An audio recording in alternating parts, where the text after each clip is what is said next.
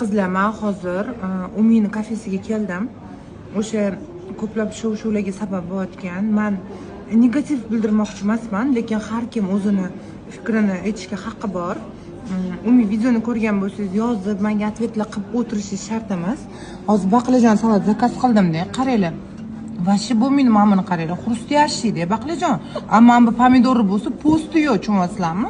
Hamma yoqda po'sti bor-da, po'sti bo'lishi kerak buni. Pomidori qaranglar, qip-qizil. Oq bo'lishi kerak buni ichi. Yo, to'g'risi, men negativ deb qabul qilsangiz ham mayli, menga farqi yo'q. Ammo gretskini qaranglar. Men bu ko'p. Da, men bu ko'p.